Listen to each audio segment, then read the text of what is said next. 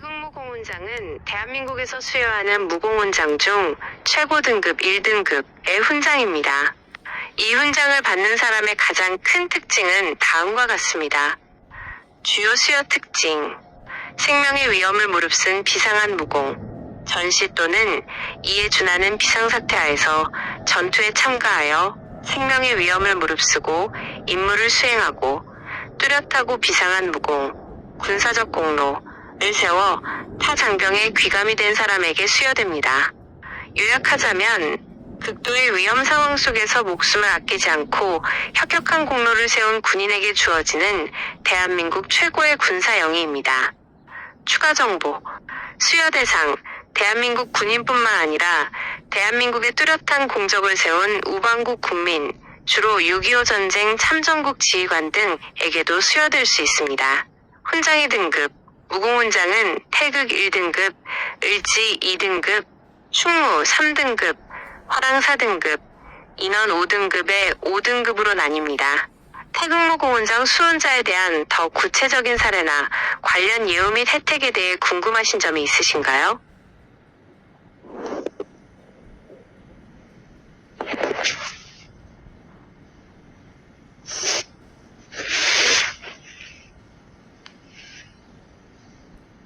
태극무 공훈장에 대해 고등학교 1학년 남학생이 듣기 쉽게 50대 남자 교수님이 설명하듯 친근하게 설명해 드릴게요. 교수님의 설명. 태극무 공훈장, 대한민국 최고의 별. 자네, 태극기가 우리나라의 상징인 건 알지? 태극무 공훈장이라고 하면 바로 그 태극이라는 이름이 붙은 우리나라 군인이 받을 수 있는 최고 중의 최고상이라고 생각하면 돼. 태극무 공훈장은 군인의 노벨상.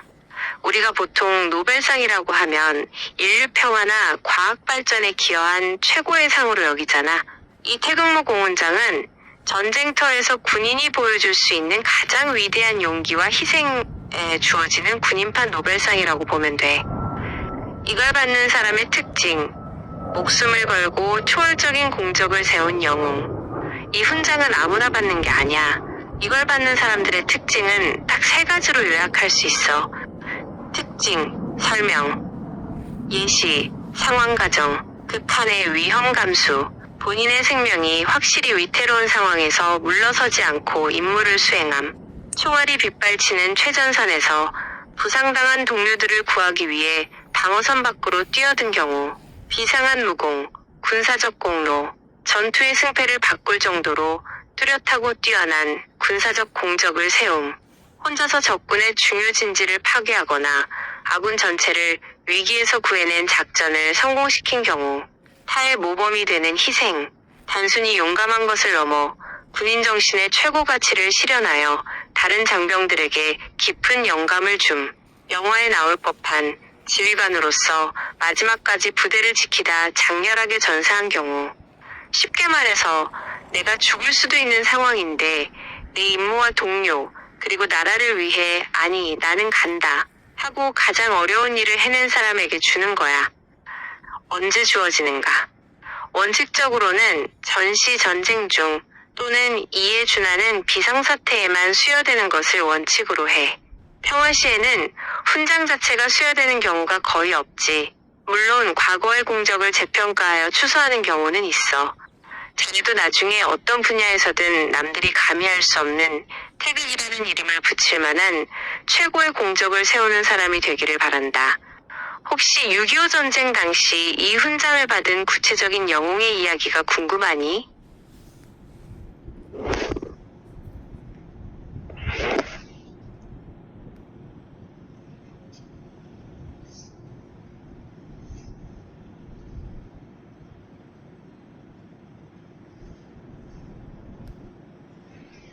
(6.25) 전쟁 영웅 이야기.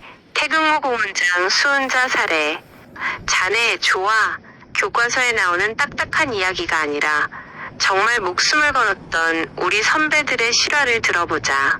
6.25 전쟁 당시 태극무 공훈장을 받은 수많은 영웅들 중 자네가 와 하고 느낄 만한 2가지 사례를 들어줄게. 탱크잡이 명수 이명수 1등 상사, 사병 최초 수훈. 이분은 특히 자네에게 의미가 있을 거야. 왜냐하면 사병 하사관 이하 계급 출신으로 최초로 태극무 공훈장을 받은 분이거든. 상황 1950년 7월 국군과 유엔군이 부산을 향해 밀리는 절체절명의 시기였어. 북한군이 당시 최신의 무기였던 T-34 전차를 앞세워 파죽지세로 밀고 내려오고 있었지. 공적 이명수 상사. 당시 1등 상사는 7월 28일 밤 자신을 포함한 12명의 특공대를 조직해 적진에 침투했어. 특공대는 계곡에서 쉬고 있는 인민군 소대를 기습하고 포로에게서 적의 암호, 쥐와 새를 알아냈지. 그들은 이 암호를 이용해 전차에 다가가 해치를 주먹으로 두드리고 쥐 라고 외쳤어. 적 전차장이 새라며 해치를 열면 그 안으로 수류탄을 집어넣어 단숨에 적전차 3대를 격파해버렸지.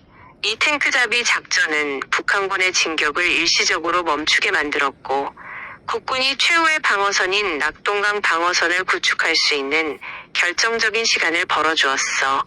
의회 1등 상사 사병의 신분으로 전략적 승리에 핵심적인 역할을 했고 이는 당시 침체되어 있던 국군의 사기를 크게 끌어올린 전설적인 공로였지.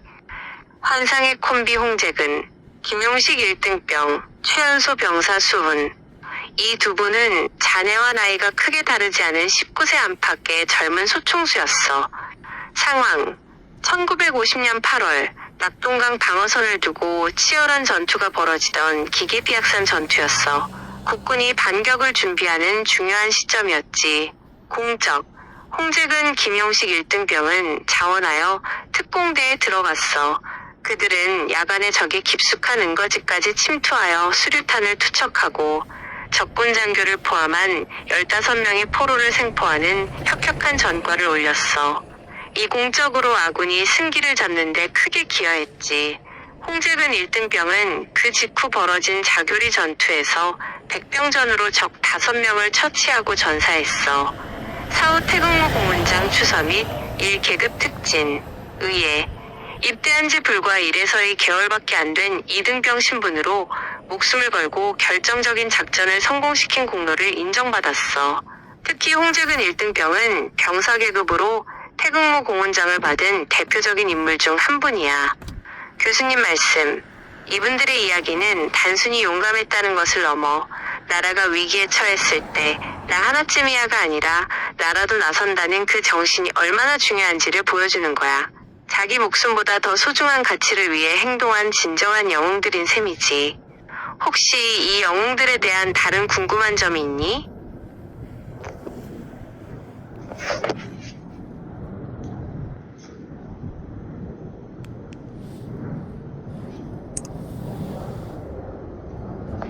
국경을 초월한 영웅, 외국인 태극무 공훈장 수훈자. 좋아, 앞에서는 우리 대한민국 군인의 이야기를 들려줬지? 이번에는 외국인이 우리나라 최고의 훈장인 태극무 공훈장을 받은 이야기를 해줄게. 6.25 전쟁은 혼자 싸운 전쟁이 아니라 유엔군이라는 이름 아래 22개국이 우리를 도와준 전쟁이었어.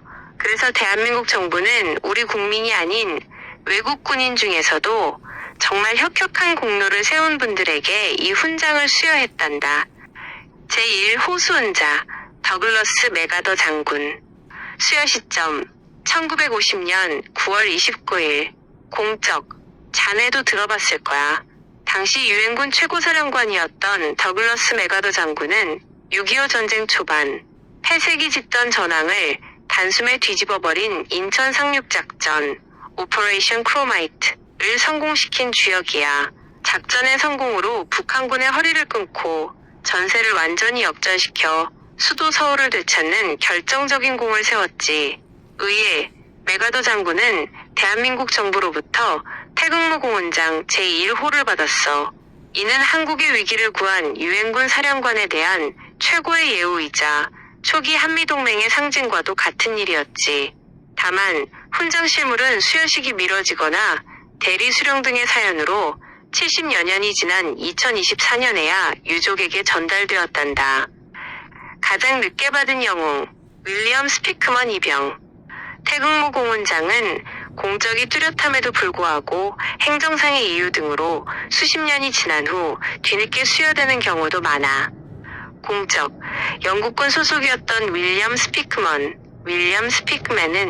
1951년 11월 마라얀 그랜드 전투에서 엄청난 활약을 했어.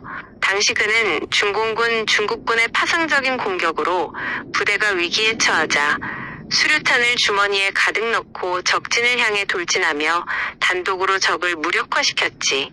이 용맹한 행동 덕분에 부대는 안전하게 후퇴할 수 있었고 많은 병사의 생명을 구했단다. 의해 스피크먼 이병은 이미 영국에서도 최고 훈장인 빅토리아 십자훈장, 빅토리아 크로스를 받았지만 한국 정부도 그의 비상한 공로를 인정하여 2015년에 훈장을 수여했어. 이처럼 외국 참전용사들에게 뒤늦게나마 감사를 표하고 그 공로를 기리는 작업이 지금도 계속되고 있단다. 교수님 말씀. 이분들의 이야기는 우리나라의 자유와 평화를 지키기 위해 국적을 초월하여 희생한 분들이 있다는 것을 보여주는 중요한 역사야. 외국인이 우리나라의 최고 훈장을 받았다는 것은 그들의 용기와 헌신이 얼마나 컸는지 상징적으로 보여주는 거지. 혹시 이분들의 이야기를 듣고 6.25 전쟁 참전국이나 다른 궁금한 점이 떠올랐니?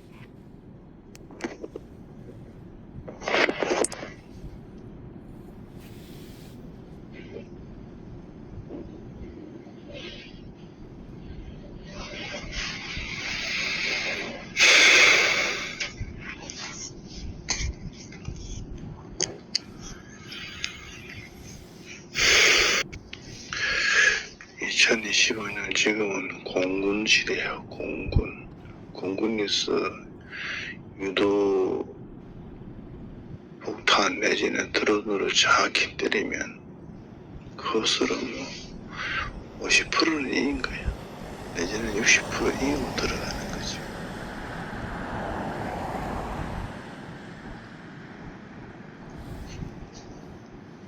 오늘은 여기서 마치겠습니다.